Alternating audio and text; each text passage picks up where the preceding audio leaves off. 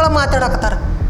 ಅಂಬೇಡ್ಕರ್ ಅಂಬೇಡ್ಕರ್ ಅಂಬೇಡ್ಕರ್ ಅಂಬೇಡ್ಕರ್ ಅನ್ನೋದು ಒಂದು ಚಟ ಆಗಿಬಿಟ್ಟೈತೆ ಅಂತ. ಆದ್ರೆ ಅಷ್ಟು ಬದಲಿ ಆ ಪರಮಾತ್ಮನ ನೆನೆಸಿದ್ರೆ ದೇವ್ರು ಒಲಿಮೆ ಹಾಕ್ಯಾನಂತ. ಯಾವ ಪರಮಾತ್ಮ ಮಾರಾಯ? ಕಣ್ಣಿಗೆ ಕಾಣ್ಲಾರ್ದವ್ನು ತೊಗೊಂಡು ಅವನು ಬೆಂಕಿ ಹಚ್ಚಿರಿ. ನಾವು ಮನುಷ್ಯರಾಗಿ ಬದುಕಾಕ ತೋರಿಸಂತವ. ಈ ನಾಡಿನ ಪರಿಸ್ಥಿತಿಯನ್ನು ನೋಡಿದ್ರೆ ನನಗೆ ಭಾಳ ದುಃಖ ಅನಿಸಾಗ್ತೈತಿ.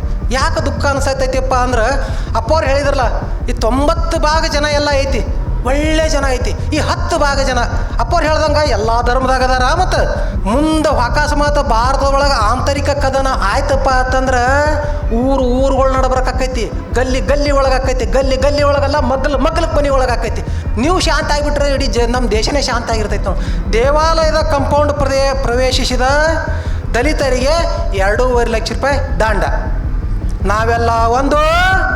ನಾವೆಲ್ಲ ದಲಿತರ ಕೇಳಿಗಳಲ್ಲಿ ಪಾದಯಾತ್ರೆ ಹೊಂಟ್ರಪ್ಪ ಇವರು. ಅವಿಗೆ ಹಾಕೊಂಡು ಟಕ್ ಟಕ್ ಟಕ್. ದೇವಮಾನವ ಗೌತಮ ಬುದ್ಧ, ಪ್ರವಾದಿ ಮೊಹಮ್ಮದ್ ಪೈಗಂಬರರು, ಸಮಾನತೆ ಹರಿಕಾರ ವಿಶ್ವಗುರು ಬಸವ ತಂದೆಗಳು, ಇವರು ಯಾರೂ ನಾವು ಗುರುಗಳಾಗಿ ಇವ್ರನ್ನ ಬೇರೆ ಅಂತ ತಿಳ್ಕೊಂಡಿಲ್ಲ. ಬುದ್ಧ, ಬಸವ ಹಾಗೂ ಮೊಹಮ್ಮದ್ ಪೈಗಂಬರ್ನ ಇವು ಬೇರೆ ಅತ್ತ ನಾವು ತಿಳ್ಕೊಂಡಿಲ್ಲ.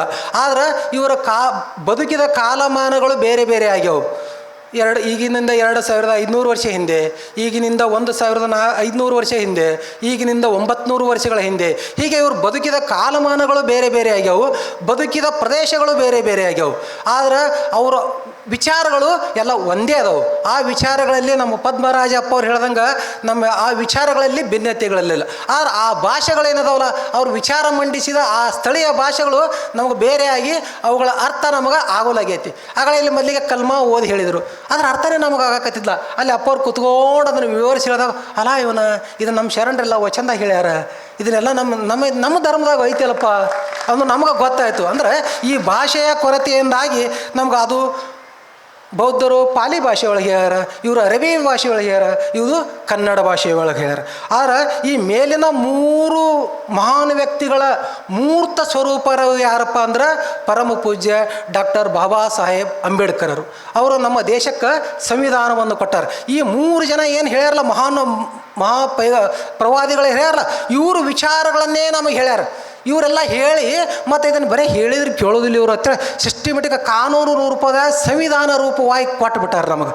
ಅದಕ್ಕೆ ಆ ಪೂಜ್ಯ ಮಹಾಂತರು ಡಾಕ್ಟರ್ ಬಾಬಾ ಸಾಹೇಬರು ಬೇರೆ ಅಲ್ಲ, ಬುದ್ಧ ಬೇರೆ ಅಲ್ಲ, ಅಂಬೇಡ್ಕರ್ ಬೇರೆ ಅಲ್ಲ, ಬಸವ ತಂದೆಗಳು ಬೇರೆ ಅಲ್ಲ.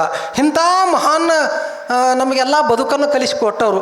ನಾವು ಯಾವ ಮೇಲ್ವರ್ಗ ಇರಲಿ, ಕೆಳವರ್ಗಿರಲಿ, ಸದೃಢ ಇರಲಿ, ಬಡವಿರಲಿ, ಬಲ್ಲಿದರ ಇರಲಿ, ಯಾರಿದ್ದವರು ಎಲ್ಲರಿಗೂ ಎಲ್ಲ ಸೌಲಭ್ಯಗಳನ್ನು ಒದಗಿಸಿಕೊಟ್ಟಂಥ ಈ ಪೂಜ್ಯ ಅಂಬೇಡ್ಕರ್ ಕುರಿತ ನಿನ್ನೇನು ಮಾನ್ಯ ಯಾರೋ ಒಬ್ಬರು ಮಾತಾಡಾಕ್ತಾರೆ ಸಂಸತ್ನೊಳಗೆ. ಅದು ಯಾರು ಮಾತಾಡಾಕ್ತಾರೆ? ನಮ್ಮ ದೇಶದ ಗೃಹ ಮಂತ್ರಿಗಳ ಮಾತಾಡಕತ್ತಾರೆ. ಅಂಬೇಡ್ಕರ್ ಅಂಬೇಡ್ಕರ್ ಅಂಬೇಡ್ಕರ್ ಅಂಬೇಡ್ಕರ್ ಅನ್ನೋದು ಒಂದು ಚಟ ಆಗಿಬಿಟ್ಟೈತೆ ಅಂತ. ಆದ್ರೆ ಅಷ್ಟು ಬದಲಿ ಆ ಪರಮಾತ್ಮನ ನೆನೆಸಿದ್ರೆ ದೇವ್ರು ಒಲಿಮೆ ಹಾಕ್ಯಾನಂತ.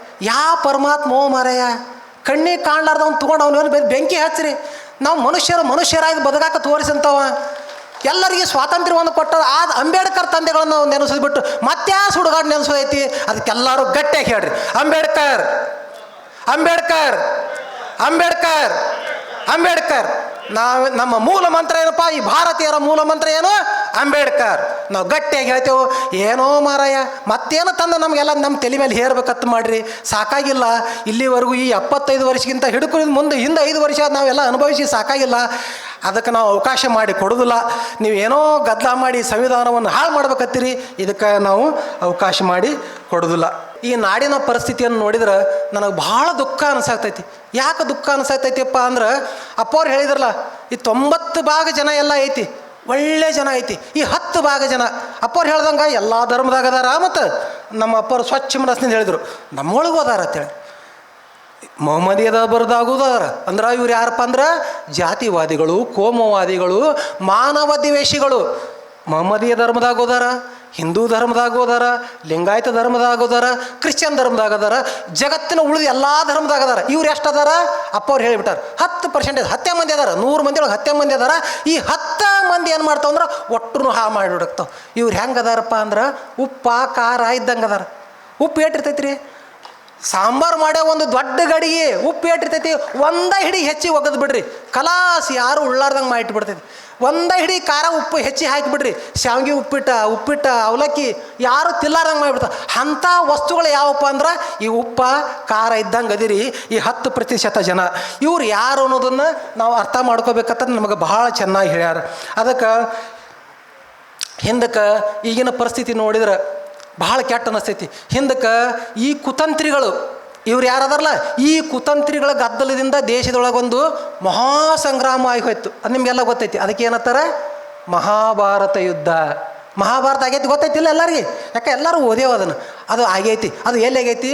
ಕುರುಕ್ಷೇತ್ರ ಅನ್ನೋಂಥ ಒಂದು ಜಾಗದಾಗ, ಅಲ್ಲಿ ಒಂದು ಬೈಲು ಜಾಗದಾಗ ಇಡೀ ದೇಶದ ಎಲ್ಲ ರಾಜರುಗಳು ಬರೋದು, ಎಲ್ಲರೂ ಏನು ಶೂರವೀರ ಥರ ಎಲ್ಲ ಸೈನಿಕರು ಎಲ್ಲರೂ ಬರೋದು, ಬಡ್ದಾಡೋದು, ಸಾಯೋದು ಮಾಡ್ಯಾರ. ಅದು ಕೇವಲ ಒಂದು ಕುರುಕ್ಷೇತ್ರದಾಗ ಆಗೈತಿ. ಅದು ಸರಳಾಗಿ ಬಗೆಹರಿಸ್ಬೋದಾಗಿತ್ತು. ಒಂದು ಅಣ್ತಂಬ್ರ ನ್ಯಾಯ, ಅಣ್ತಂಬ್ರ ಜಗಳ, ಸಣ್ಣದೊಂದು ಜಗಳ, ಅದನ್ನು ಏನು ಹೇಳಿ ಇವರೆಲ್ಲ ಇಲ್ಲಿ ಏನು ಇದಾರಲ್ಲ ಇವೆಲ್ಲ ಇವು ಮನುವಾದಿಗಳು ಇವ್ರು ಅವರಾಗೆ ಶುದ್ಧ ಮಾಡಿದ್ರೆ ಮುಗಿತಿತ್ತು. ಇವ್ರು ಹಂಗೆ ಮಾಡಿಸ್ಕೊಡೋದಿಲ್ಲ. ಇವ್ರ ಉದ್ದೇಶ ಏನೈತಪ್ಪ? ಗದ್ಲು ಹೇಳ್ಬೇಕು, ಹೊಟ್ಟೆ ಗದ್ಲು ಹೇಳ್ಬೇಕು. ಇಂಥ ಗದ್ಲ ಎಬ್ಸೋರ್ದಾರ. ಅದಕ್ಕೆ ಅವ್ರು ಅವಾಗ ಮಾಡಿ ಅವಾಗೆಲ್ಲ ನಾಶ ಮಾಡಿ ಇಡೀ ದೇಶ ತುಂಬ ವಿಧಿವೇರ ಇರಂಗೆ ಮಾಡಿದರು. ಅದನ್ನೇ ಮುಂದುವರೆಸಿ ಈಗ ತಮ್ಮ ಅಸ್ತಿತ್ವವನ್ನು ಉಳಿಸ್ಕೋಬೇಕಾಗೈತಿ. ಯಾಕೆ ಈ ಉಳುಕಿದ ಎಲ್ಲ 90 ಭಾಗ ನಾವೆಲ್ಲ ಏನದೇವಲ್ಲ ನಾವೆಲ್ಲರೂ ಒಂದಾಗಿಬಿಟ್ಟೇವು ಅಂದ್ರೆ, ನಮಗೆಲ್ಲರಿಗೆ ತಿಳುವಳಿಕೆ ಬತ್ತಂದ್ರೆ ನಮ್ಮ ಅಸ್ತಿತ್ವ ನಡೀದಿಲ್ಲ, ನಮ್ಮ ಆಟ ನಡೀದಿಲ್ಲ ಅನ್ನೋಂಥ ಒಂದು ದುರುದ್ದೇಶ ಇಟ್ಕೊಂಡು ಮತ್ತೆ ಬೆಂಕಿ ಹಚ್ಚಾಕತ್ತಾರ ಅವರು. ಅದಕ್ಕೆ ನಾವೆಲ್ಲರೂ ಜಾಗೃತರಾಗಬೇಕು. ಅವ್ರ ಕುತಂತ್ರಗಳನ್ನು ನಾವೆಲ್ಲರೂ ಅರ್ಥಕೊಳ್ಳಿಕ್ಕಂದ್ರೆ ಏನಾಕೈತಿಪ್ಪ ಅಂದ್ರೆ, ಅಲ್ಲಿ ಆಗ ಹೇಳಿದ್ನಲ್ಲ, ಒಂದು ಜಿಲ್ಲಾದಾಗ ಒಂದು ಜಾಗದಾಗ ಆಗೈತಿ. ಮುಂದೆ ಅಕಸ್ಮಾತ್ ಭಾರತದೊಳಗೆ ಆಂತರಿಕ ಕದನ ಆಯ್ತಪ್ಪ ಅಂತಂದ್ರೆ ಊರುಗಳ ನಡಬರಕ್ಕಾಕೈತಿ, ಗಲ್ಲಿ ಒಳಗೆ ಆಕೈತಿ, ಗಲ್ಲಿ ಒಳಗೆಲ್ಲ ಮಗ್ಲಕ್ಕೆ ಮನೆ ಒಳಗೆ ಆಕೈತಿ. ಅಪಾರ್ಟ್ಮೆಂಟ್ ಮ್ಯಾಗ ಒಬ್ಬರದಾರ, ತೆಳಗೊಬ್ಬರದಾರ ಒಟ್ಟರು ಬಡ್ದಾಡಿ ಎಲ್ಲ ರಗತ್ತ. ಅಲ್ಲಿ ಒಂದೇ ಒಂದು ಕುರುಕ್ಷೇತ್ರದಾಗ ರಕ್ತ ಚೆಲ್ಲಾಡಿತ್ತು, ಇಡೀ ದೇಶ ತುಂಬ ರಕ್ತ ಚೆಲ್ಲಾಡಿ ಹೋಗ್ತೈತಿ. ಅಂಥ ಒಂದು ಕುತಂತ್ರದ ವ್ಯವಸ್ಥೆ ದೇಶದ ನಡೆದೈತಿ. ಅಂಥ ಒಂದು ಕೆಲಸ ಇದರೊಳಗೆ ನಾವೆಲ್ಲ ಈ ಯುನಿವೆಫ್ ಸಂಸ್ಥೆಯವರು ಎಷ್ಟು ಚಲೋ ಕೆಲಸ ಮಾಡ್ಯಾಕತ್ತಾರೆ ಅಂದ್ರೆ, ಯೂನಿವರ್ಸಲ್ ವೆಲ್ಫೇರ್ ಫೋರಮ್. ಇಡೀ ಜಗತ್ತೆಲ್ಲ ಶಾಂತ ಆಗಿರ್ಬೇಕು. ಬರೀ ಇಲ್ಲಿ ಅಷ್ಟೇ ಅಲ್ಲ, ಜಗತ್ತು ಮತ್ತು ಜಗತ್ತು ಶಾಂತಿ ಆಗಿರ್ಬೇಕಂದ್ರೆ ಯಾರು ಶಾಂತ ಆಗಿರ್ಬೇಕು? ನಾವು ಭಾರತದವರು, ಅದರಾಗಿ ಈ ಮಲೆನಾಡದವರು ಮಾರಾಯ. ನೀವು ಶಾಂತ ಆಗಿಬಿಟ್ರೆ ಇಡೀ ನಮ್ಮ ದೇಶನೇ ಶಾಂತ ಆಗಿರ್ತೈತೆ ನೋಡಿ. ನಮ್ಮ ಅಪ್ಪರು ಭಾಳ ಚಂದ ಹೇಳಿದರು, ಇದು ಭಾಳ ಸೌಹಾರ್ದಯುತವಾದಂಥ ನಾಡ. ಎಲ್ಲರೂ ಬರೋದು ಹೆಚ್ಚಾಗಿ ಇಲ್ಲಿಂದೇ ಬಂದಾರ. ಡಚ್ಚರು, ಪೋರ್ಚುಗೀಸರು, ಉಳಿದವರೆಲ್ಲ ಬಾಟಿ ಜನ ಎಲ್ಲ ಈ ಸಮುದ್ರದಿಂದ ಬಂದಾರ ಎಲ್ಲ ಇದು ಬದುಕೆವು ಬಾಳೆವು ಒಟ್ಟೆ ಚಂದಾಗ ನಡೆದೈತಿ. ಒಟ್ಟೆ ಇದನ್ನೆಲ್ಲ ಕೆಡಿಸಿ, ಇದನ್ನು ಹದಗೆಡಿಸಿ ಎಷ್ಟು ಕೆಟ್ಟಾಗೈತಿಪ್ಪ ಅಂದ್ರೆ, ಇಡೀ ನನ್ನ ಸ್ವಚ್ಛ ಮನಸ್ಸಿನಿಂದ ಹೇಳ್ತೀನಿ, ಇಡೀ ನಾಡಿನೊಳಗೆ ಇಲ್ಲಿರೋಂಥ ವಿಷಗಾಳಿ ಬೇರೆ ಕಡೆ ಇಲ್ಲ.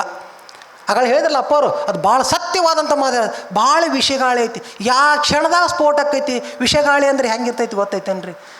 ನಮಗೇನು ಮಾಡೋದು ಬಿಡು ಅಂತಂದ್ರು ಆ ವಿಷಗಾಳಿ ಹೆಂಗಿರ್ತದೆ, ನಮಗೇನು ಮಾಡಿಬಿಡು ಅಂದವ್ರೂ ಸಾಯಿ ಹೊಡಿತೈತಿ, ಯಾರಿದ್ದವ್ರನ್ನ ಎಲ್ಲರೂ ಸಾಯಿ ಹೊಡಿತೈತಿ. ಅದಕ್ಕೆ ನಾವೆಲ್ಲರೂ ಸುಮ್ಮನೆ ಇರೋಕ್ಕೆ ಸಾಧ್ಯ ಆಗೋದಿಲ್ಲ. ನಾವೆಲ್ಲರೂ ಕ್ರಿಯಾಶೀಲರಾಗಿ ಆ ವಿಷಗಾಳಿಯನ್ನು ಬಡ್ದು ಆರಿಸಬೇಕು ಮತ್ತು ಅದನ್ನು ತಣ್ಣಗೆ ಮಾಡಬೇಕು. ಯಾರಿಂದಾಗಿ ಈ ಭಾರತದಲ್ಲಿ ಮೌಢ್ಯಗಳು ಆರಂಭ ಆದವು, ತಾರತಮ್ಯಗಳು ಆರಂಭ ಆದವು ಮತ್ತು ನಮ್ಮ ಭಾರತದ 90 ಭಾಗ ಜನತೆಯನ್ನು ಶೂದ್ರರನ್ನಾಗಿಸಿದ್ರು, ಅಸ್ಪೃಶ್ಯರನ್ನಾಗಿಸಿದ್ರು. ಅವರೇ ಈ ಮುಂದೆ ಈ ಭಾರತದ ಭವಿಷ್ಯಕ್ಕೆ ಮಾರಕ್ಕಾಗ್ಯಾರ. ಎಚ್ಚರಿರು. ಇವ್ರು ಯಾರು ಅನ್ನೋದು ನೀವೆಲ್ಲ ಅರ್ಥಕೊಂಡು ಎಚ್ಚರ ಆಗ್ಯಾರ. ಇವ್ರು ಯಾರದಾರಂದ್ರೆ ಗೋತ್ರ ಮಹಿಮರು. ನಮ್ಮದು ಇಂಥ ಗೋತ್ರ, ಆ ಗೋತ್ರ ಹೇಳ್ಕೊತ ಬರೋರದಲ್ಲ ಇವರು. ಈ ಗೋತ್ರ ಮಹಿಮರಿಂದ ನಮ್ಮ ದೇಶಕ್ಕೆ ಮಾರಕ ಐತಿ. ಇದ್ರ ಕುರಿತು ನಾವೆಲ್ಲರೂ ಎಚ್ಚರ ಆಗಿರಬೇಕು. ಜಗತ್ತಿನಲ್ಲಿ ಎಲ್ಲ ಧರ್ಮಗಳ ಕಲ್ಯಾಣವನ್ನು ಬಯಸುವುದೇ ಎಲ್ಲ ಮಾನವರ ಉದ್ದೇಶ ಆಗಿರಬೇಕು. ಜಾತಿ ಭೇದಗಳು ಹೊಟ್ಟೆ ಸಲ್ಲ. ಮತ್ತು ಈ ಜಾತಿ ಭೇದಗಳನ್ನೋದು ಎಲ್ಲ ನನ್ನ ಅನಿಸಿದ ಮಟ್ಟಿಗೆ ಎಲ್ಲ ಧರ್ಮದಾಗ ಹೋದವು. ಜಾತಿ ಭೇದಗಳು ಎಲ್ಲ ಧರ್ಮದಾಗ ಹೋದವು. ಧರ್ಮ ಭೇದಗಳು, ಜಾತಿ ಭೇದಗಳು. ಅಪ್ಪವ್ರು ಹೇಳಿದ್ರು, ನಮ್ಮ ಕುದ್ರೋಳಿ ಅಪ್ಪವ್ರು, ನಾ ಏನು ಅರ್ಜಿ ಹಾಕ್ಕೊಂಡು ಹುಟ್ಟಿಲ್ಲ, ನಾ ಹಿಂಗೆ ಪೂಜಾರಿ ಫ್ಯಾಮಿಲಿ ಒಳಗೆ ಹುಟ್ಟಬೇಕು, ನಾ ಹಿಂಗೆ ಆಗ್ಬೇಕತ್ತವ್ರೇನು ಹಾಕ್ಕೊಂಡಿಲ್ಲ. ಸುಮ್ಮನೆ ಸಹಜ, ಹುಟ್ಟು ಸಹಜ, ಸಾವು ನಿಶ್ಚಿತ. ಆ ನಡಬಾರ್ಕಿ ಎಲ್ಲ ನಾವು ಬಂದವ್ರು ಏನು ಮಾಡತ್ತೇವೆ, ಇಟ್ಟೆಲ್ಲ ಗದ್ದಲ ಹಾಕೊಳತ್ತೇವೆ. ನಮ್ಮ ಅಪ್ಪ ಇವ ಇದ್ದ ಹಂಗಾರೆ ನಾ ಹಿಂಗೆ ಹಾಕ್ಕೊಂಡು ಗದ್ದಲ ಹಾಕೋತೀವಿ. ಅದಕ್ಕೆ ಈ ಜಾತಿ ಭೇದ, ಧರ್ಮ ಭೇದ ಇವ್ರನ್ನೆಲ್ಲನೂ ನಾವು ತೊರೆದು ಹಾಕ್ಬೇಕು. ನಾವೆಲ್ಲ ಒಂದು, ನಾವೆಲ್ಲ ಏನು ಘೋಷಣೆ ಕೂಗಾಕತ್ತೀರಿ, ಎಷ್ಟು ಚಂದ ಕೂಗಾಕತ್ತೀರಿ ದೇಶದಾಗ, ಅಬ್ಬಬ್ಬಬ್ಬಬ್ಬ ಅಲ್ರೋ ಎಟ್ಲಿ ಎತ್ತಿದ್ದೀವಿ ನಿಮ್ಮ ಘೋಷಣೆ. ಹಾಂ, ಈ 75 ವರ್ಷದ ಹಿಂದೆ ಸಂವಿಧಾನ ಬರೋಕ್ಕಿಂತ ಮೊದಲು ಎತ್ತಿದ್ಲಿತ್ತು, ಎಲ್ಲರೂ ತುಳಿದು ನಾಶ ಮಾಡೋಕ್ಕಿಂತ ಮೊದಲು ಎಲ್ಲಿತ್ತು. ಈಗ ಎಲ್ಲರೂ ಶಾಂತಿ ಸೌಹಾರ್ದದಿಂದ ಬಂದಾಕತ್ತೇವ್ರ ಒಟ್ಟರು ಘೋಷಣೆ ಕೂಗ. ಆಯ್ತಪ್ಪ, ಚಲೋ ಆಯ್ತು, ನಾವೆಲ್ಲರೂ ಒಂದು, ನಾವೆಲ್ಲರೂ ಘೋಷಣೆ ಕೂಗಾಕ್ತೀರಿ, ಆಯ್ತು, ಭಾಳ ಚಲೋ ಆಯ್ತು. ಅದನ್ನಾರೇ ಪಕ್ಕ ಉಳಿಸ್ಕೊಂಡು ಹೋರಿ ಮಾಡ್ತೀರನ? ಇಲ್ಲ, ಮತ್ತೆ ಗದ್ದಲ ಮಾಡಾಕ್ತೀರಿ. ದೇವಾಲಯದ ಕಾಂಪೌಂಡ್ ಪ್ರವೇಶಿಸಿದ ದಲಿತರಿಗೆ 2.5 ಲಕ್ಷ ರೂಪಾಯಿ ದಂಡ. ನಾವೆಲ್ಲ ಒಂದು, ನಾವೆಲ್ಲ ಮತ್ತೆ ಮುಂದೆ ಹೇಳಾಕತ್ತೀರಿ ಅಲ್ರೂ. ಮತ್ತು ಅವರು ದಲಿತರು ಯಾರು? ದಲಿತರು ಬಿಟ್ಟರೆ ನೀವು ಅದಿರಿ, ಬಿಟ್ಬಿಡ್ರಿ. ಒಂದು ಸ್ವಲ್ಪ ಪಕ್ಕ ಹೇಳಿಬಿಡ್ರಿ, ದಲಿತರು ನಮ್ಗೆ ಸಂಬಂಧ ಇಲ್ಲ, ಈ ಲಿಂಗಾಯತರು ಸಂಬಂಧ ಇಲ್ಲ, ಮುಸಲ್ಮಾನರು ಒಂದು ಸ್ವಲ್ಪ ಪಕ್ಕ ಹೇಳ್ರಿ. ಮತ್ತು ಎಲ್ಲ ನಮ್ಮ ಹುಡುಗರನ್ನೇ ತೊಗೊಂಡು ಇಟ್ಟೆಲ್ಲ ಗದ್ದಲ ಹಾಕಾಕತ್ತೀರು. ಮತ್ತು ಇನ್ನೊಂದು ಕಡೆ ನೋಡ್ರಿ, ಇಲ್ಲೊಂದು ಯಾವುದೋ ಒಂದು ದೇವಾಲಯ ಅದು, ಅಲ್ಲಿ ಏನಪ್ಪ ಮಂಡ್ಯ ತಾಲೂಕಿನಾಗ ಒಂದು ದೇವಾಲಯ, ಅಲ್ಲೆಲ್ಲ ದಲಿತರು ಗುಡ್ಯಾಗ ಹೋದ್ರತ್ತ, ಗುಡ್ಯಾಗ ಹೋಗೋಣ ದೇವ್ರನ್ನೇ ಎತ್ಕೊಂಡು ಓಡಿ ಬಿಟ್ರಿ ಅವರು. ಆ ಮೂರ್ತಿನ ಬಗಲಾಗಿ ಇಟ್ಕೊಂಡು ಏಪ್ಪ ನಮ್ಮ ದೇವ್ರ ಅಪವಿತ್ರಕ್ಕನ ಅಪವಿತ್ರ. ಅಲ್ಲೋ ಮನುಷ್ಯರ ಅಪವಿತ್ರ ಅಂತ ಹೇಳ್ತೀರಿ. ಮತ್ತು ಅದಕ್ಕೆ ನಾ ಹೇಳಕತ್ತ ಕಳಕಳಿಯ ಮಾತನ್ನ ಎಲ್ಲ ಯುವ ಜನತೆಗೆ ಕೇಳಿ ಎಚ್ಚರ ಆಗ್ರಿ. ನಾವೆಲ್ಲ ಒಂದು, ಇವರೇನು ಘೋಷಣೆ ಕೂಗ್ತಾರಲ್ಲ, ಇವ್ರು ಕಳ್ರದಾರ, ಸುಮಾರು ಅದಾರ, ಇವ್ರು ತಪ್ಪು ದಾರಿ ಹಿಡ್ಸಾಕತ್ತಾರ ಅನ್ನೋದ್ರ ಕಡೆ ನಾವೆಲ್ಲರೂ ಭಾಳ ಎಚ್ಚರ ಆಗಿರಬೇಕು. ಆ ದಿಕ್ಕಿನೊಳಗೆ ನಾವು ಚೆನ್ನಾಗಿ ಅರ್ಥಕೊಂಡು ಬದುಕಬೇಕಾಗೈತಿ. ಅದಕ್ಕೆ ನಾವೆಲ್ಲರೂ ಏನು ಘೋಷಣೆ ಹೇಳಬೇಕೆಂದ್ರೆ, ಅಪ್ಪವ್ರು ಹೇಳಿದ್ರು, ಮಾನವರೆಲ್ಲ ಒಂದೇ, ದೇವನೊಬ್ಬನೇ ತಂದೆ. ಹೇಳಿಲ್ಲ, ಮಾನವರೆಲ್ಲ ಒಂದೇ, ಮಾನವರೆಲ್ಲ ಒಂದೇ, ದೇವನೊಬ್ಬನೇ ತಂದೆ. ಈ ಸತ್ಯ ನುಡಿಯನ್ನು ಅನುಷ್ಠಾನಕ್ಕೆ ತರಕ್ಕೆ ಮತ್ತು ನಾಟಕ ಮಾಡಾಕತ್ತಾರೆ. ಅದು ಎಲ್ಲಿ ಅವ್ರಿಗೆ ಗೊತ್ತದನ? ಮತ್ತು ನಿಮ್ಮವರೇ ಈ ಮಲೆನಾಡು ಈ ಭಾಗನವ್ರು ಅದಾರಲ್ಲ, ಇವರೇ ಮಾಡಾಕ್ತಾರೆ. ಹೆಂಗೆ ಮಾಡಾಕತ್ತಾರಪ್ಪ ಅಂದ್ರೆ, ದಲಿತರ ಕೇಳಿಗಳಲ್ಲಿ ಪಾದಯಾತ್ರೆ ಹೊಂಟ್ರಪ್ಪ ಇವರಪ್ಪ, ಅವಿಗೆ ಹಾಕೊಂಡು ಟಕ್ ಟಕ್ ಟಕ್. ದಲಿತರ ಕೇಳಿಯಲ್ಲಿ ಪಾದಯಾತ್ರೆ, ಸಹಭೋಜನ, ಸಹಪಂಕ್ತಿ ಭೋಜನ, ದೇವಾಲಯಗಳಲ್ಲಿ ಪ್ರವೇಶ ಬರ್ಬೋದು ಎಲ್ಲರಿಗೂ. ಇಫ್ತಿಹಾರ ಕೂಟ, ಇಫ್ತಿಹಾರತ್ ಭೋಜನ ಕೂಟ ಮಾಡೋದು, ನಿಮ್ಮನ್ನೆಲ್ಲ ಕರೀದ್ರು ಟೆಪಿಕೊಂಡು ಬಂದು ಕೂತು ನೀವೆಲ್ಲ ಊಟ ಮಾಡೋದು. ಅಂದ್ರೆ ಇವೆಲ್ಲ ಎಂಥ ತಂತ್ರಗಳದ ಗೊತ್ತದನ.